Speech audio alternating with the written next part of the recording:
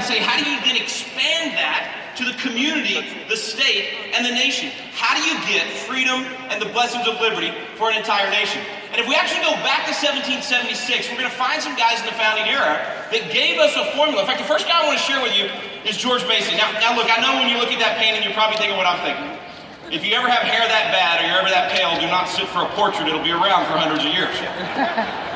In fact, I'm pretty sure we now know that Billy Ray Cyrus did not start the mullet. It began with George Mason in 1776, right there. You've got the first mullet. And George Mason told us something, with his mullet and all, that really is important for us to remember today. He said that no free government or the blessings of liberty be reserved to any people, but by a frequent recurrence to fundamental principles. Here's what he's saying.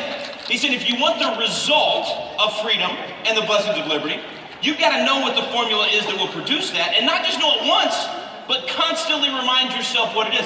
That's why these weekends are so encouraging, because what every one of us are doing this weekend is we're being reminded of the principles that will make our personal, our family, and our community lives better and more effective and more successful and more free. So let's go to the formula that the Founding Fathers gave us. It's found right there in the heart of the Declaration of Independence. It's the second paragraph. Rhett's going to share that with you, and then Reagan's going to dive into details. Rhett, go ahead.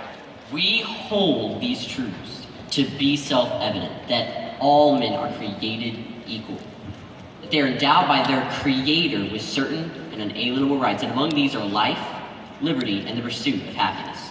And that to secure these rights, governments are instituted among men, driving their just powers from the consent of the governed. Now I'm going to hand it off to my brother Reagan, and he's going to explain those 4 basic principles that really sum up the 56 words. Go for it, man. All right, guys, Rhett just gave you the 56 words in the heart of the Declaration that sum up that frame around America my dad was just talking about. Now we're going to take those 56 words and we're going to break them down into 4 main principles. Okay, here's what they are. First, the Founding Fathers began with the basic idea that truth is real. It's obvious and it does not change. Second, they made it clear that God is the source of freedom. It's just like the Declaration says. Your rights do not come from any elected or appointed officials. They come from God Almighty.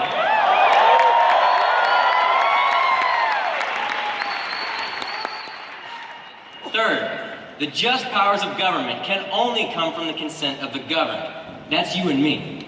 Now the word consent is used 3 times in the Declaration and 11 times in the Constitution. So obviously the Founding Fathers didn't want the government using their power without our consent.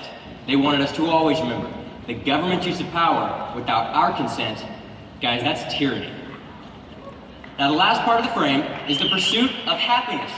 This is the free enterprise system that has made America the most successful nation in history. Thomas Jefferson once said, a wise and frugal government which shall leave men free to regulate their own pursuit of industry and improvement, and shall not take from the mouth of labor bread that it has earned. This is the sum of good government.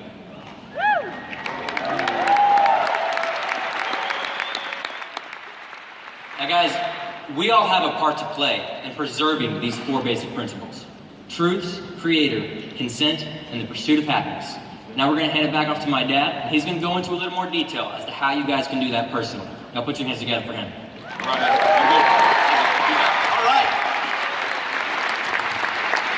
All right, so that gives you the frame, that gives you the basic foundations. I appreciate my shy, poorly socialized homeschoolers coming out and helping on that. Well, what I want to try to do is try to get us to think about some very important questions that we need to ask ourselves this weekend. I want you to ask yourself, first of all, can you think of anything that you personally can do to make your personal life, your relationships, your road to financial freedom, and specifically for our 50 minutes together here this morning, your community, your state, and your nation? Can you think of something that you can do over the next month or even year that will make all of those things worse? I bet you can, right? In fact, I bet you're probably thinking I was going to say better, but let's think about how you can make them worse. Easiest way to make your family relationships, your road to financial freedom, your community, your state, your nation worse is to do nothing. To actually take no action at all. To get fired up this weekend and then listen to those voices that tell you, oh no, you've tried before, oh no, you've got this challenge in front of you, that challenge, and listen to those lies and then decide when you're most excited, when your heart's been stirred to act